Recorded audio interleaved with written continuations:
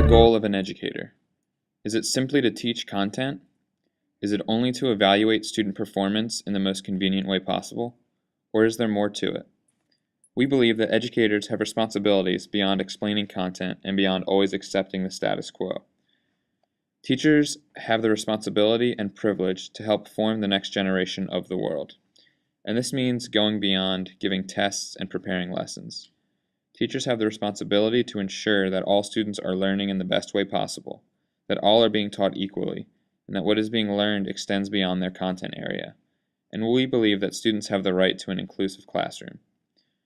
These responsibilities will only be taken up completely by the most effective and motivated teachers. But would you want any other kind for your school? So, what is inclusion? We define inclusion as an approach in education that aids in educating students with special educational needs. Under the inclusion model, students with special needs spend most or all of their time with non-disabled students.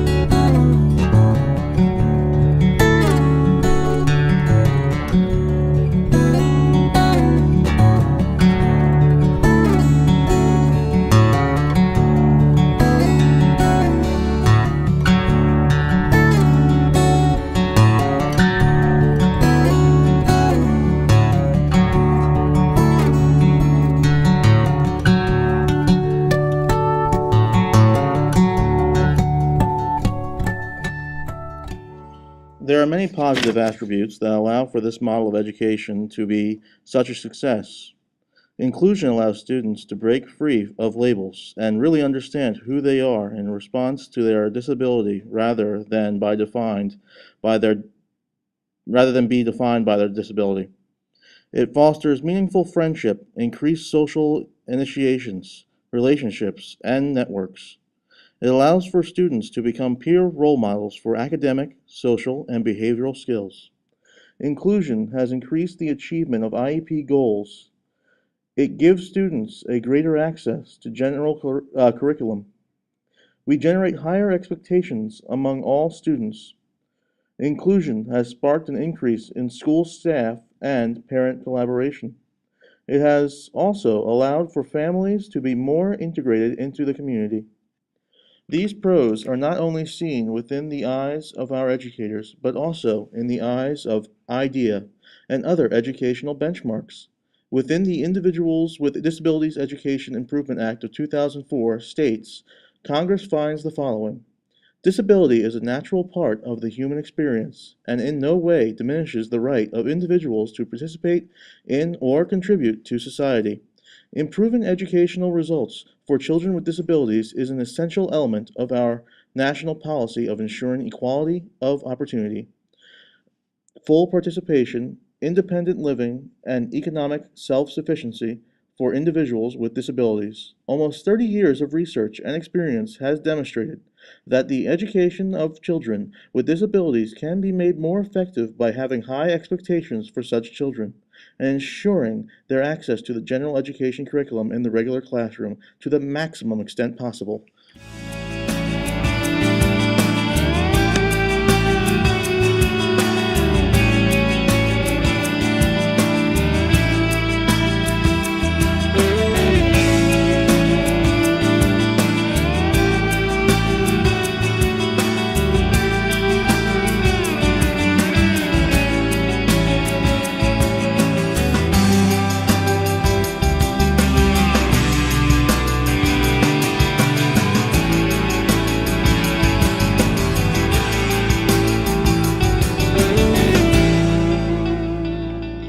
Inclusion also creates diversity throughout the world.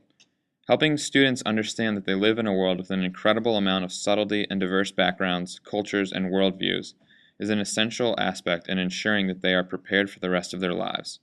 Inclusionary practices can start this understanding from an early age. Students in inclusive classrooms are exposed to diversities that they will constantly be exposed to when they leave the classroom. Race, ethnicity, physical, behavioral, and learning disabilities, and many more are introduced to them inside of the classroom environment. Because of this, students will learn that these differences are not to be focused on or scrutinized, but to be embraced and praised. Students who learn in the inclusive classroom are simply better prepared to be more accepting, professional, and well-rounded people. It allows for students to see that their differences make them a unified whole. We are more alike than we are different.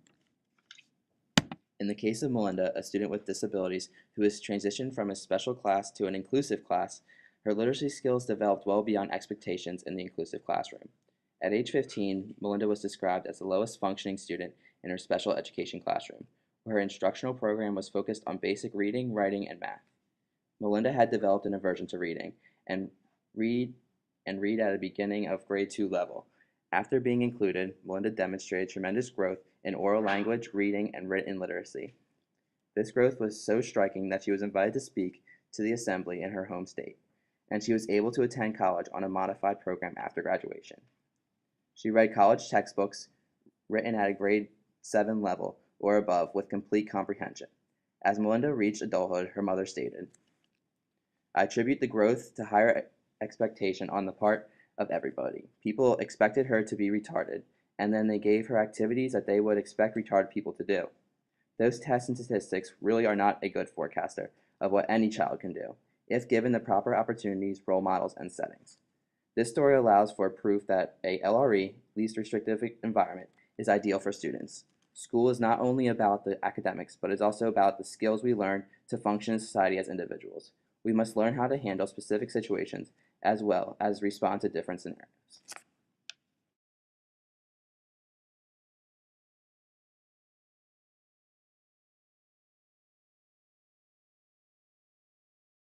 Schooling for everyone, everywhere, at any time, and not segregating individuals based on their needs. Here, they make him feel like he's just another kid. He's just like everybody else. There's nothing different. 6 times 7. 42, right? Oh, right, yeah. The fact is that Alberta will be changing as a province. It'll be growing in population as time goes on. Everyone really kind of has like a respect for everyone's different culture and religion and everything. They don't care where I come from. They treat me as an equal. When I first came through here, it was just instant smiles. Like I felt really comfortable and welcomed. And I think that has a big role in about parents coming into the school and wanting their children to come here. When you're looking at becoming an inclusive society, there really isn't a beginning or an end. It is all about the process. It is all about becoming accepting and becoming inclusive and not reaching a finite goal. He has difficulty getting into a bigger chair, so they've made it so that he can get into a chair by himself. He can reach his stuff in his locker. There's wheelchair accessible buttons for the doors. So there's a lot of things that they've done to make it easier for all students. If you have a child that may have a special learning need that needs to be accommodated, not only is the child learning at a pace that the child can absorb at, but all the other students are learning actually about the fact that we're not all the same, that there are others that need attention from time to time, and start realizing that that's what life is really all about. This has all the suggestions of the poppy leaves, yes? You know? They're very nice and they're good friends. They took the patience to learn lots about me. He has autism, but that doesn't really mean that there's anything wrong with him. It's just what the doctor says. As a minister and as government, our role is to lead by example. The diversity of the roles that a teacher actually has in a classroom has to be equally reflected by the delivery of services that the government brings into schools. The teachers are really supportive. They also give us like apps and links on their websites and stuff. Those are really helpful if you need extra help on some subjects. I can't read as fast as others, right? So they'll take it into a tape recorder and read it out, and they'll put it on the iPod. So I can listen to it through earbuds, them reading the test, and I can rewind it, pause it, play back. It's really cool. Now, because of the technology that is available, you don't know if someone is using a laptop because they have a learning disability or they're just using a laptop. Really nice and loud. I am really good at writing. Good. And at As government, we need to foster the atmosphere of inclusion, the atmosphere of accommodation, and allowing every child to know that he or she, whatever their circumstances may happen to be, will have the opportunity to flourish to the maximum of their potential. When I came here, I didn't even know what I wanted to do. I had no idea. I just wanted to finish school, that's all. But now I have a plan set out for my future because of the help I got here. Having students come out of a school and be embracing and accepting and becoming good, compassionate, active citizens in their community, what more can you ask for? We got to talking about what we could do in our community to better the lives of gay students. One of the suggestions that came out of that was that I could maybe try starting a gay-straight alliance. Even if it's changing the attitudes of one student at a time, I think that it's important and it's happening. Okay, see you later. Good night. I today cannot predict what our province will look like 20 years from now, but I can assure you of one thing. We today can make sure that our children will be ready to accept and embrace the Alberta of then, whatever it may look like.